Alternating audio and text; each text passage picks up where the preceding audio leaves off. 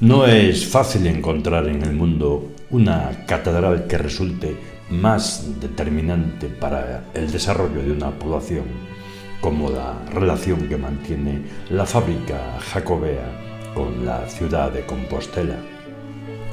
Inherente motor y razón de ser de Santiago, la catedral supone el epicentro del que irradia la pulsión de una población germinada alrededor de un santuario de peregrinación, y dentro de la misma el locus más sagrado lo constituye la cripta apostólica, en la que se veneran los restos de Santiago y por la que siguen pasando todos los años miles de personas. La Iglesia compostelana se enfrentaba en el siglo XIX a una situación complicada. La pérdida de las reliquias desde el siglo XVI había mitificado la presencia del cuerpo de Santiago, que se suponía enterrado en algún punto bajo la capilla mayor. No obstante, la imposibilidad de contemplar un sarcófago, una lápida o cualquier indicio material perjudicaba gravemente la credibilidad del enterramiento apostólico, lo cual se ve reflejado claramente en la literatura de viajes de la época. Esta situación, unida a otros factores históricos, como el desarrollo de la historiografía eclesiástica, el movimiento de recuperación de cuerpos de santos, el impulso de la arqueología o el desarrollo científico positivista, motiva la decisión del cardenal Miguel Payá y Rico de encargar, en 1878, que se llevase a cabo una expedición arqueológica que reconociese el edículo supuestamente oculto bajo el altar y recuperase las reliquias jacobeas.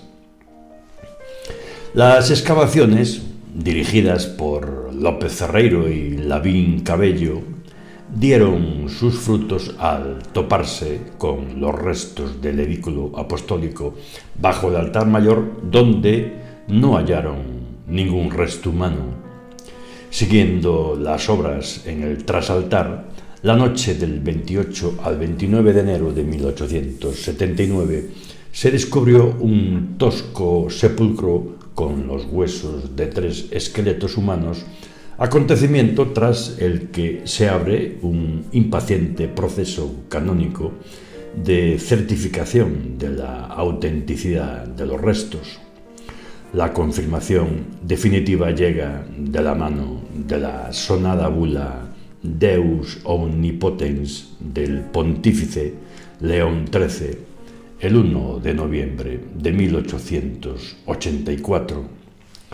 Tras la ratificación comienza la reconstrucción de la cripta para dignificar el enterramiento jacobeo en un proceso lento, seguramente en parte por la falta de fondos de la fábrica.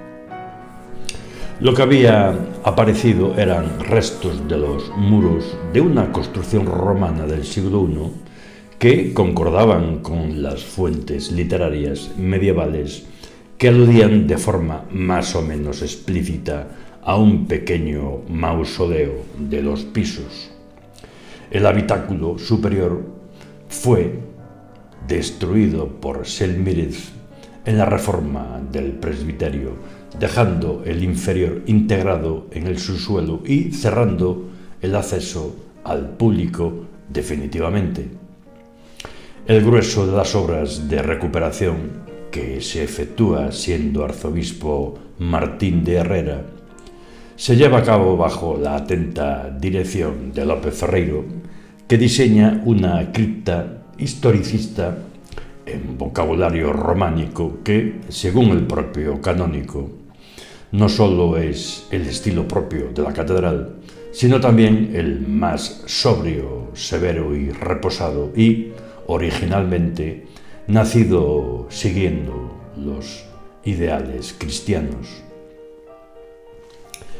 Pese a que el término de arca marmarica, que había extendido el Breviarium Apostolorum como lugar de enterramiento de Santiago Apóstol, es una cuestión bastante polémica, López Ferreiro entendía la expresión en relación a la morfología constructiva del edificio, es decir, como arcos de mármol, por lo que hace que el arco y el mármol sean los protagonistas de la estancia. La triple arcada construida en 1879 para cimentar el suelo de la capilla mayor se mantiene en este momento organizando la estancia en un espacio tripartito, siendo el comportamiento central el más amplio y decorado. Esa estructura tiene su eco correspondiente en los tres arcos ciegos en la pared del fondo.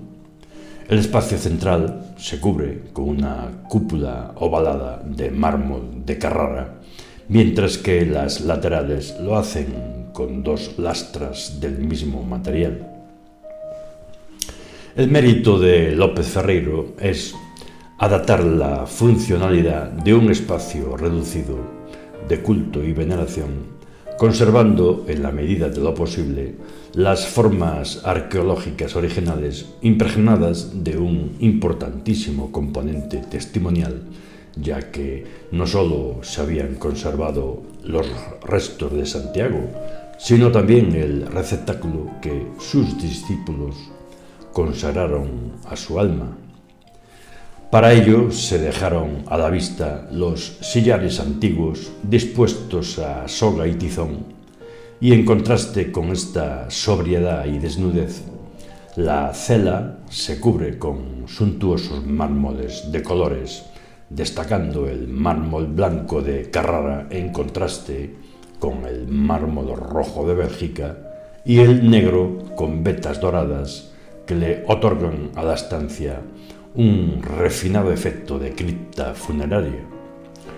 En cuanto a los elementos decorativos, están basados en la obra contemporánea de 1889, la arquitectura italiana de Raffaello Cattaneo, como indica el propio López Ferreiro.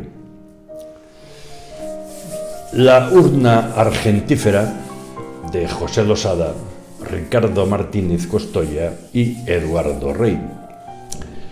El osario en el que habían aparecido los restos de los tres esqueletos en 1879 era una urna rectangular de materiales reaprovechados, seguramente una solución de emergencia que se adoptó para ocultar los huesos.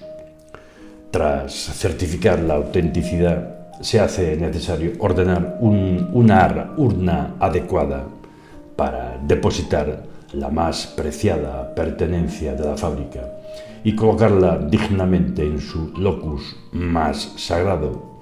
Y esta se encarga a los talleres del platero de la catedral, José Losada de Dios, el platero más importante del tercer cuarto del siglo XIX en Compostela y autor también del Botafumeiro.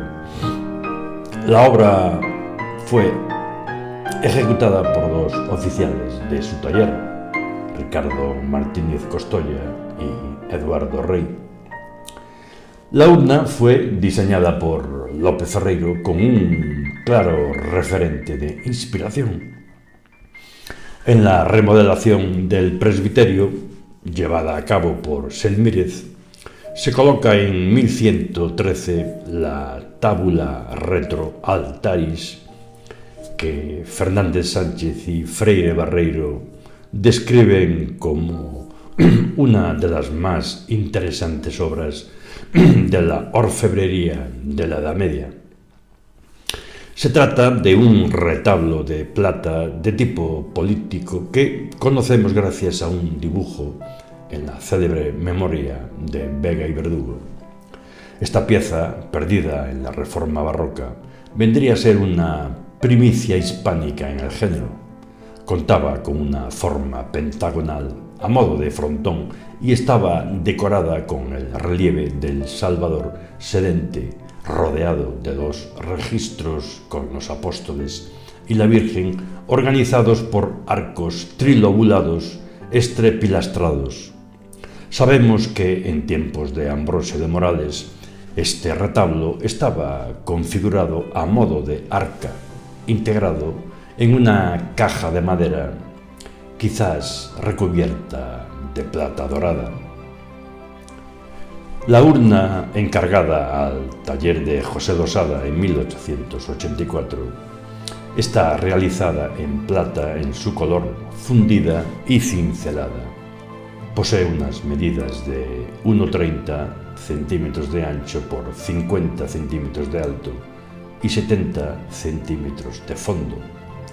En la parte posterior de la tapa ostenta una inscripción que dice: se hizo en los talleres de José Losada, Santiago. La decoración cubre el frente y ambos lados, organizada con una sucesión de arcos trilobulados. En el centro encontramos la Maiestas Domini en una mandorla oval en un fondo de campo de rombos, guarnecida en una faja lisa con 5 estrellas a un lado y 4 a otro. El Salvador se encuentra sedente en el trono, bendiciendo al mundo con el libro en la otra mano. En cada uno de los vértices del rectángulo que cobija la mandorla se disponen los 4 símbolos de tetramorfos. El resto de la urna se cubre con 18 arcos polilobulados impostados, apoyados en dobles columnas de fuste liso, con basa y pequeño plinto y capiteles de caprichosos follajes. Los arcos generan unas hornacinas cubiertas por campos de rombos que alternan en sus centros pequeñas estrellas y flores de lis picadas. En las enjutas de los arcos se dispone una flor cuadrilobulada alojada en un círculo de doble moldura y sobre la arquería discurre una bella cornisa de adorno vegetal entrelazado. Las aristas de la caja están subrayadas por una columna mayor que abarca el intercolumnio menor, las arcadas y la cornisa. La tapa, a 4 vertientes, con un sabor más paleocristiano que románico, se cubre con un fondo de escamas de pez y se delimita por una cenefa que entrelaza pequeñas flores. En el frente se dispone el crismón circunscrito por un contario de perlas y a ambos lados conchas compostelanas. En cada lateral se coloca un medallón con la estrella. En las hornacinas se disponen 18 figuras que ostentan una cartela identificativa grabada con letra medievalizante. A la derecha del Salvador encontramos a Santiago el Mayor, San Juan, San Mateo y San Teodoro. A su izquierda, San Pedro, San Andrés, San Pablo y San Atanasio. La parte lateral izquierda está presidida de nuevo por Cristo y lo acompañan San Pedro, Santo Tomás, Santiago el Mayor y San Bartolomé. Centrando el lateral derecho, tenemos a la Virgen María con el niño, María Salomé, la madre de Santiago, San Juan, San Simón Tadeo, Santiago el Menor y San Torcuato, varón apostólico.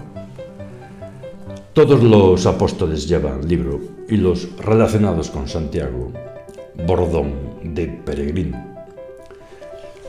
La serena simplicidad, los pliegues ondulantes y variados, los detalles de cenefas y dibujos de las ropas, la expresión hierática, la frontalidad y el código de posturas y miradas que sugiere una tímida interacción, nos remite al vocabulario románico-bizantino que López Ferreiro tanto quiso emular.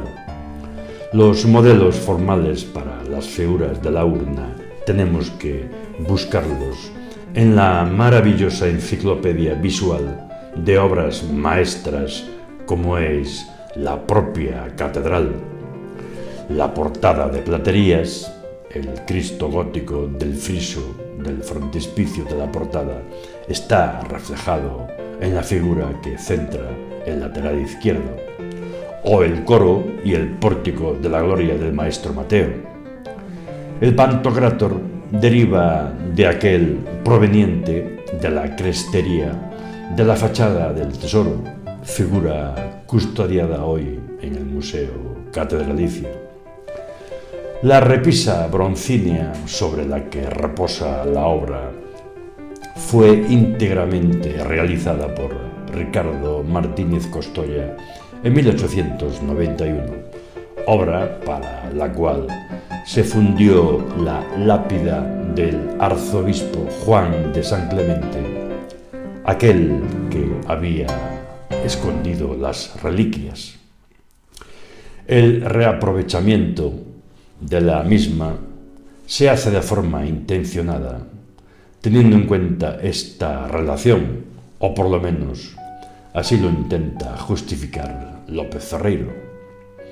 El modelo está tomado de un friso de la Catedral de Grado en Venecia. La cara frontal se compone de 11 arquerías ciegas sostenidas por columnas torsas con arcos de molduras lisas, excepto uno decorado con dentículos. En los entrepaños de los arcos se disponen bellísimas hojas de acanto silvestre y en las enjutas asoman puntas de hojas lanceoladas. Los laterales repiten la decoración con 7 arquerías en cada lado. Una vez terminada la urna, aún sin repisa, los restos del apóstol y de sus 2 discípulos son depositados con gran solemnidad en ella el día de la octava del Corpus, es decir, el 27 de julio de 1886, exponiéndola en uno de los altares que se levantarían en el claustro y sacándola en procesión tras una solemne misa al que acude una multitud de personalidades eclesiásticas de toda Galicia, además de los personajes más importantes de la sociedad santiaguesa, los científicos de la universidad que habían certificado la autenticidad de las reliquias y gran cantidad de fieles compostelanos. No cabe duda de que estamos ante una obra excepcional y un lugar sin comparación. El locus más sagrado de la Basílica Jacobea no conserva solamente los restos del apóstol, sino que posee un simbolismo territorial intrínseco. En ese pequeño espacio de tierra, el que tuvo contacto directo con los discípulos de Santiago, que trajeron su cuerpo desde Jerusalén y escogieron este lugar para enterrarlo. Los restos arqueológicos del edículo sepulcral actúan como auténticos cimientos históricos de nuestra fe y de ese modo simbólico cimentan el epicentro irradiador de un culto, de una cultura de peregrinación, de una ciudad, de un fenómeno único. Y refulgente en el corazón de la cripta, como brillante contenedor del milagro, se encuentra esta urna de José Losada, que guarda las cenizas veneradas del evangelizador de España y que, parece guardar también, en cierto modo, los gérmenes de la fe que la ha hecho grande y gloriosa.